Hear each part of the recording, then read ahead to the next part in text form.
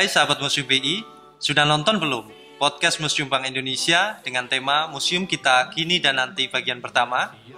Saya dan Bu Ina banyak ngobrol tentang museum favorit, baik itu di Indonesia maupun di luar negeri, serta souvenir yang punya kenangan dan memiliki kesan khusus. Nah, di bagian kedua ini, kita akan berbincang lagi dengan Bu Ina tentang perjuangan museum di saat pandemi dan trik promosi museum supaya kerinduan sahabat museum semua dapat terobati. Yuk kita simak obrolan kita di bagian kedua. Baik, Ibu. Nah, jika kembali lagi ke museum di Indonesia di era pandemi ini, banyak museum-museum yang masih berjuang, Ibu, untuk beradaptasi di tengah badai pandemi ini. Mungkin Bu Ina ada cerita-cerita mengenai bagaimana museum ini berjuang, bagaimana beradaptasi terkait pandemi, dan juga apa sih saran-saran Bu Ina untuk museum ini kembali bergairah dan berkontribusi kepada masyarakat. Baik, Mas Ade. Jujur buat saya secara praktisi museum gitu ya, saya melihat pandemi ini sesuatu yang positif, Mas Ade. Nah, kalau orang mungkin melihatnya adalah sesuatu yang negatif, bikin apa, tetapi di balik sesuatu yang musibah, itu pasti ada positifnya juga. Ada hikmahnya, Ibu. Ada hikmahnya, gitulah ya. Selain kita kumpul dengan keluarga, gitulah ya. Mungkin kalau kita bilang, wah lu lagi gitu kan kalau dari anak-anak itu ya. Tetapi selain itu adalah kreativitas gitu. Nah gini, kalau tadi saya sempat ceritakan Mas Ade bahwa di luar negeri itu yang namanya digitalisasi atau teknologi itu kan sudah berkembang sejak tahun sekitar 1990-an ya. Mereka sudah mulai menggunakan teknologi di museum. Di mana pada era itu museum kita memang masih tertinggal. Kalau saya bercerita sedikit mengenai mantan museum saya, kan saya join di sana itu 2005. Di 2006 itu kita pun langsung menerapkan teknologi di dalamnya. Jadi saya pada waktu itu masuk dapat mendapatkan tugas untuk membuat touchscreen. Jadi akhirnya 2006 Desember dalam waktu 1 tahun kami kembangkan Hoso Sampurna itu sudah memiliki touchscreen ya di ruangan-ruangan itu untuk menceritakan mengenai sejarah. Nah pada saat itu juga saya sempat berdiskusi dengan banyak museum. Mengapa tidak menggunakan teknologi di dalam museumnya mereka? Ya, karena itu adalah interaksi, membuat museum itu menjadi lebih menyenangkan ya, karena ada fun-nya gitulah, mainan dan apa. Mahal, biaya, gitu. Biayanya tinggi, nggak salah pada era itu juga memang semuanya masih tinggi. Tapi kalau Mas Ade ingat, kita mulai punya sosial media waktu itu kapan ya? Facebook ya? Sekitar 2000-an ya. Iya, 2000 awal. 2000 awal kan ya, sudah ada Facebook gitu kan. Website. Itu semua teknologi gitulah ya. Seberapa mahalnya? Saya lihat sih museum-museum mereka pada rata-rata sudah punya Facebook, mereka sudah punya website gitu. Nah, kalau kita mau bilang menggunakan digital atau teknologi yang tidak terlalu mahal, sebetulnya teknologi yang ada ini bisa sudah kita manfaatkan.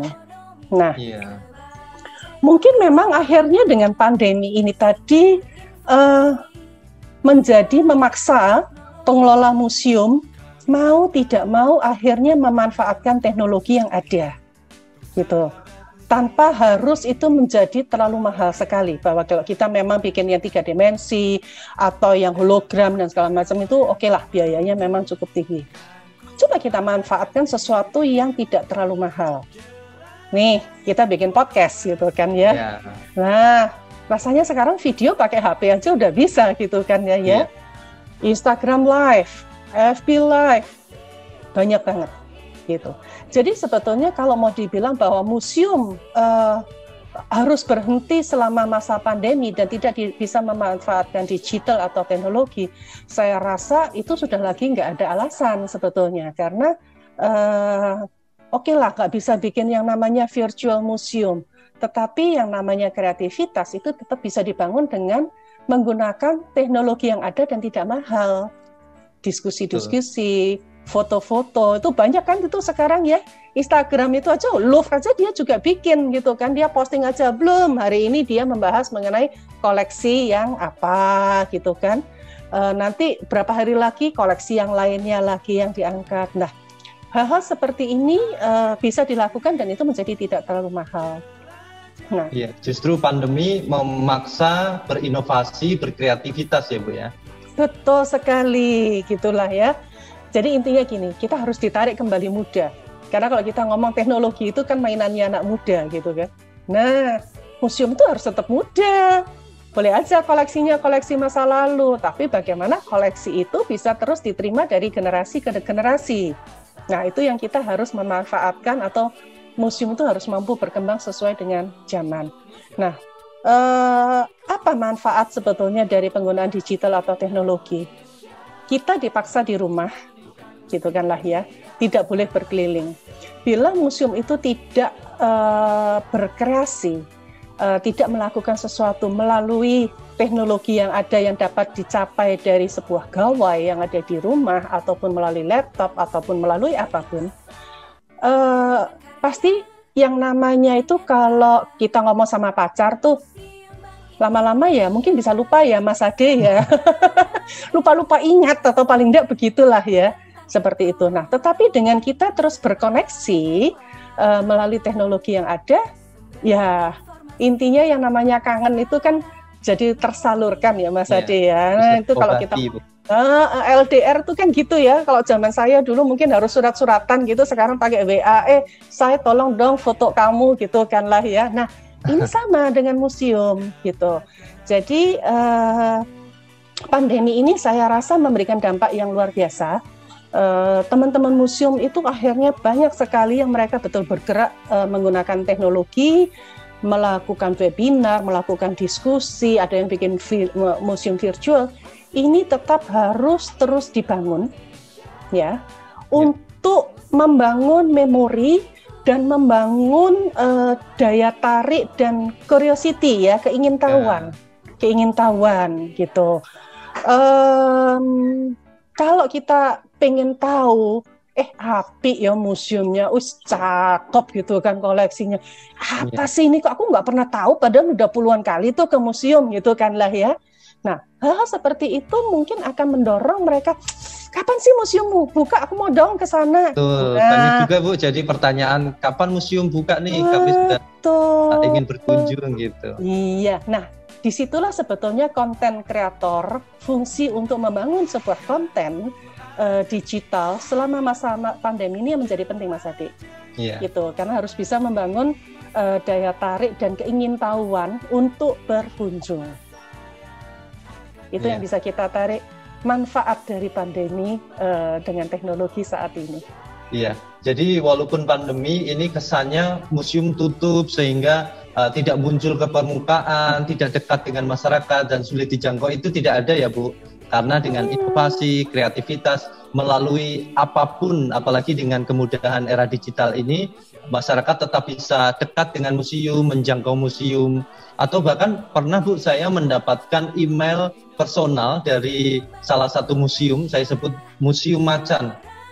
Ini bagaimana cara mereka untuk membangun kedekatan dengan masyarakat dengan cara memberikan informasi personal. Nah ini apakah yang seperti ini efektif Bu diterapkan di museum? Menurut saya sih tetap efektif ya. Kayak saya itu Museum In yang di Jakarta itu yang sering mengirimkan email ke saya gitu ya. Kita lagi ada agenda ini, kita ada agenda itu. Nah, ada dua memang. Jadi mereka mengirimkan juga melalui WA, mereka juga mengirimkan melalui email. Nah, saat ini tuh kan banyak museum yang dia melakukan sharing melalui Instagram dan Facebook. Ya. Secara yang saya pelajarin juga di seluruh dunia, ini ada satu research yang dilakukan oleh ICOM. Ya. Sebetulnya sosial media yang mana sih yang paling memberikan bermanfaat ya, dampak kepada para pengunjung virtualnya. Yeah. Nah, kalau memang dari sisi research ini tadi yang dilakukan oleh ICOM itu adalah melalui Facebook justru. Oh, Facebook ya? Iya, jadi banyak melalui Facebook, melalui Instagram gitulah ya. Tapi Facebook itu adalah justru yang pertama. Saya berusaha juga memahami di sini gitulah ya.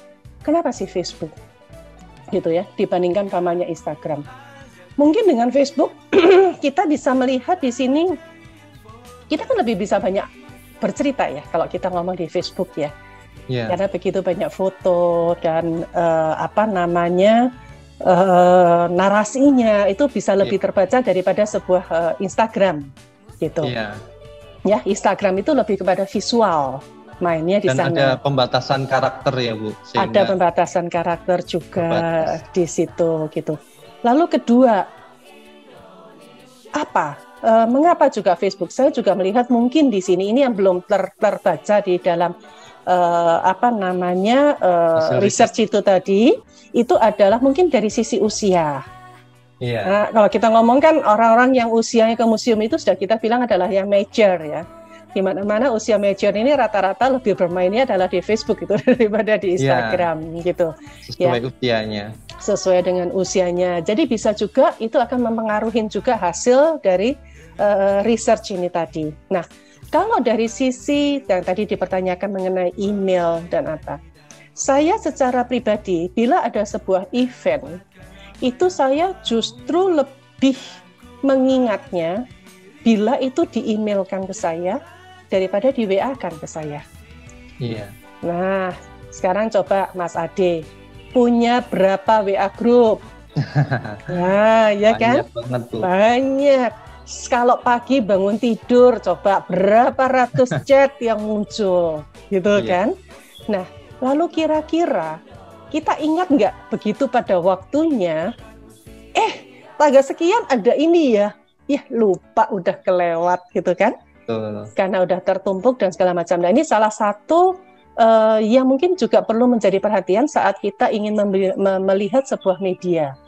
Sedangkan email itu tidak banyak memang. Ya, karena lebih bersifatnya memang personal kalau email. Karena kita nggak akan share alamat email kita begitu gampang gitu kan. Sedangkan WA kita, nomor HP kita pasti lebih mudah. Nah, yang kedua begitu memang melalui email itu saya biasanya kalau memang tertarik, maka saya bisa menyimpan di dalam agenda saya. Iya, bisa otomatis tersimpan otomatis tersimpan di agenda. Jadi gitu nanti kan. Ada notif lagi untuk pengingat. Betul sekali. Sedangkan WA masih belum bisa di sana. Ya, jadi kita yang harus secara manual memindahkan informasi itu ke agenda secara pribadi. Nah, ini yang sering kadang-kadang luput saat kita membaca chat-chat yang begitu ratusan yang biasanya kita terima setiap harinya. Jadi saya rasa kalaupun melalui email itu saya masih tetap efektif ya seharusnya sebagai pengingat, tetapi anak muda sekarang yang harus kita lihat siapa target kita. Nah, ini yang museum harus betul-betul memperhatikan pada saat membuat sebuah program, membuat sebuah acara, siapa yang akan kita target, gitu. Nah, dari sisi usia itulah baru kita akan melihat lalu medium apa yang akan kita pergunakan medianya. Apakah kita akan menggunakan Instagram, apakah menggunakan Facebook, karena masing-masing mungkin akan memiliki efektivitas yang berbeda. Baik, jadi memang harus memaksimalkan semua media sosial yang dimiliki ya Bu. Baik Betul. Itu email, WhatsApp, Instagram, Facebook, dan Twitter. Ya. Betul, karena website ada juga. Sendiri. Website, betul sekali website Bu. Juga, gitulah untuk ya. mendapatkan informasi yang lebih lengkap dan lebih banyak, biasanya kami link informasi yang ada di media sosial lainnya untuk berkunjung ke website. Betul sekali. Jadi kalau memang harus betul-betul dilihat ini eventnya apalah ya. Ya, mungkin kita memperkenalkan koleksi, saya rasa Instagram amat sangat cocok sekali gitulah ya. Tetapi kalau begitu adalah sebuah webinar, nah ini seberapa pengingatnya, ini mungkin harus lebih memang effort untuk mengingatkan kita lah ya, karena chat begitu banyaknya. Dan kuncinya adalah database ya Bu. Bagaimana museum bisa mengelola database-nya sehingga pengunjung yang telah datang atau potensial pengunjung ini bisa kita mapping. Nanti endingnya kita dapat mempromosikan museum secara lebih efektif begitu Bu. Betul sekali. Ya, jadi kadang-kadang yang kita lupakan pada saat kita ke museum lalu kita beli tiket, selesai sudah hubungan kita, ya kan? Pulang selesai sudah hubungan kita, gitu kan? Tetapi kalau umpamanya bisa ada sedikit lebih effort dalam hal ini. Sekarang kan QR tuh gampang banget gitulah ya. Nah, pakai Google Form ya Bu ya. Betul, atau pakai Google Form gitu. Ini pakai QR, nanti dia akan masuk ke form. Tolong dong masukin datamu ya. Orang mungkin akan nggak mau share nomor HP, tetapi email oke. Gitulah ya, karena maka bisa sort. Nah, bila kita bisa mendapatkan ini akan menjadi satu database yang luar biasa sekali ya, untuk museum gitu. Terlebih pada digital era ini sekali gitu. Makanya kenapa jangan pernah takut dengan namanya teknologi dan jangan berpikir bahwa teknologi itu pasti mahal. Enggak, bagaimana kita dapat menyiasatin apa yang ada. Saya rasa justru teknologi itu adalah sesuatu yang akan membantu kita untuk berkembang. Baik. Ya, Bu, terakhir tadi kan Bu Ina telah menyampaikan bagaimana masyarakat ini dapat berperan aktif untuk mengembangkan permusiuman atau mendukung gerakan museum. Nah, atau sebaliknya, museum bekerja sama dengan komunitas, dengan instansi lain, atau bahkan yang ngetren sekarang bekerja sama dengan anak-anak muda yang masih punya semangat tinggi untuk berkontribusi. Nah, apa sih yang bisa dilakukan Bu oleh museum atau masyarakat untuk bersama-sama mendukung perkembangan museum ke depan? Baik, kalau kita berbicara mengenai museum, sebetulnya museum itu adalah kumpulan dari komunitas ya, saya bilang, nggak cuma dari sisi koleksi itu sendiri ya, karena koneksi museum tidak bisa hidup sendiri, itu udah pasti ya. Kita berhidup bersama dengan masyarakat, kita hidup bersama dengan organisasi, kita hidup bersama dengan korporasi, masyarakat sekitar kita gitu. Nah, itu penting sekali. Jadi membangun kerjasama dengan para stakeholder itu menjadi saya bilang itu kunci untuk berkembangnya sebuah museum.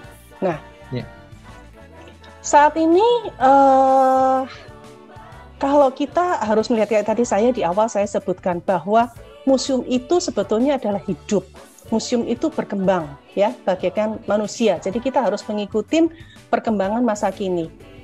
Anak-anak muda, pola pikir mereka, apalagi sekarang bukan lagi milenial loh ya generasinya, sudah generasi Z ya. Iya. Generasi Z itu kalau nggak salah mainnya TikTok ya Mas Ade ya. Saya ini belum main TikTok ini Mas Ade. Makanya Museum BI juga mengembangkan TikTok sekarang Bu. Wah, bagus. Salah satu medsos yang kita gunakan. Betul. Jadi pada waktu itu kalau saya bilang, banyak orang waktu itu saya usulkan kepada museum, mereka selalu museum dengan TikTok. Enggak deh, karena apa? Image buruk dari TikTok. Iya. Tapi sebetulnya kalau kita mau lihat gitu, image buruk dari TikTok itu adalah yang membuat ya memang karena pada waktu itu ya memang kalau nggak salah adalah target dari pembuatnya sendiri gitulah ya. Iya. Yang akhirnya diterjemahkan mungkin memang secara beragam oleh audiensnya yang di sini. Tetapi saya tuh justru melihat bahwa dengan TikTok itu museum mendapatkan satu tantangan bagaimana dapat berkomunikasi dengan generasi milenial dan generasi Z ini tadi dalam waktu yang singkat, 15 detik sampai 1 menit. Betul Bu, jadi singkat tapi padat gitu. Betul sekali, itu kan kayak kita orang tua mamanya ngomong sama anak gitulah ya, ngomong 20 menit ya udah ditinggal mainan game kali gitulah ya. Nah, bagaimana kita bisa berbicara 15 menit dan 15 detik atau 1 menit ini tadi dengan anak-anak muda dan mereka menjadi tertarik dan mau mendengarkan. Ini challenge yang luar biasa. Nah, jadi museum dengan komunitas, museum dengan anak muda itu penting karena anak muda yang akan membuat museum itu menjadi sustainable, ya, atau dapat terus hidup hingga ke masa depan. Kalau tadi Mas Ade kan temanya adalah museum kini dan museum kita kini dan museum kita kini dan nanti, ya kan? Yeah. Pasti kita berharap jangan dong nanti setelah pandemi selesai kita justru tutup. Yeah. Nah, nggak kepingin lah pasti ya pengelola museum itu adalah ke sana gitu. pasti kalau bisa akan kita tetap survive. Maka diperlukan anak-anak muda ini tadi, karena mereka adalah generasi masa depan yang akan membuat museum itu akan tetap hidup. Ya, jadi museum penting sekali untuk terus membangun komunikasi dengan anak-anak muda, dengan komunitas. Saat ini kan banyak sekali tuh Mas Ade komunitas sejarah ya.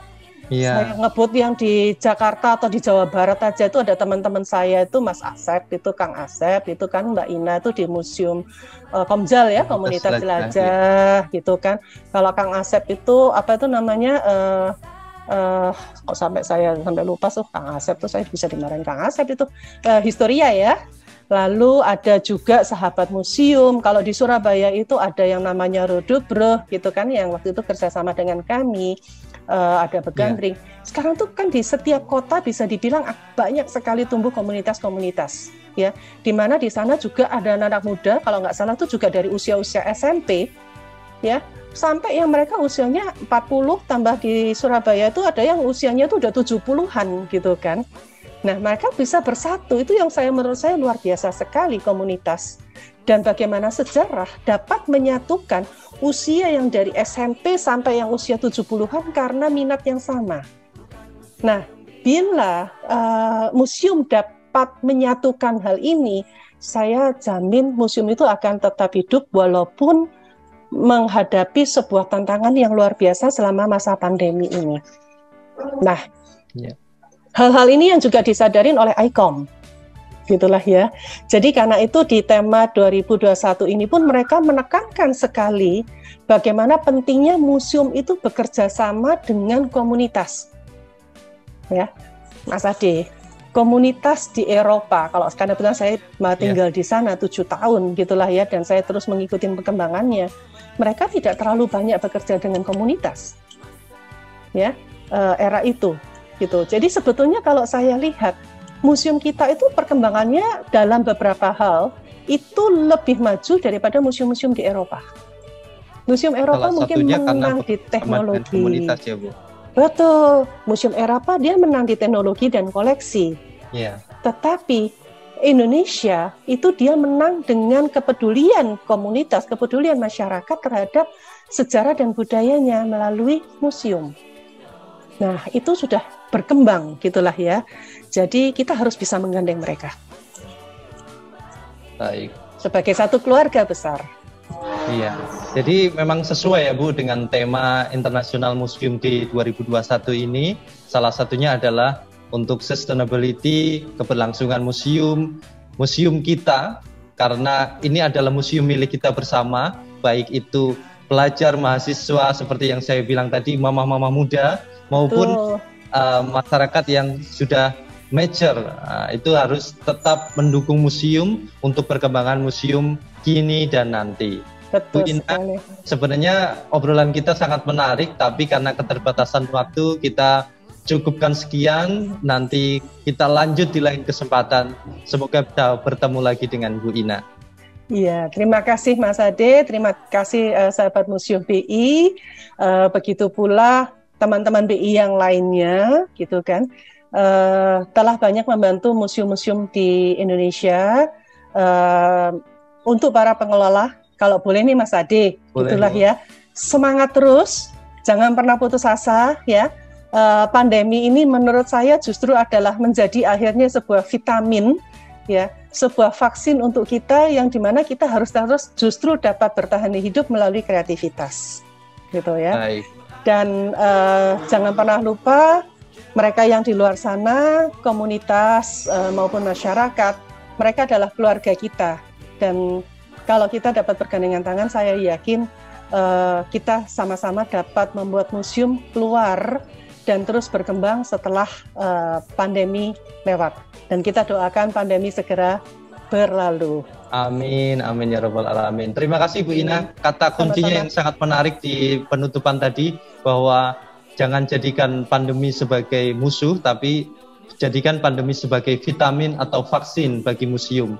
Untuk perkembangan museum, agar museum terus berinovasi dan berkreativitas untuk mendukung dan mengembangkan museum ke depan. Sahabat Museum BI, demikian podcast kita kali ini. Jangan lupa subscribe, like, share, dan komen di video Museum Bank Indonesia. Sampai jumpa di podcast selanjutnya.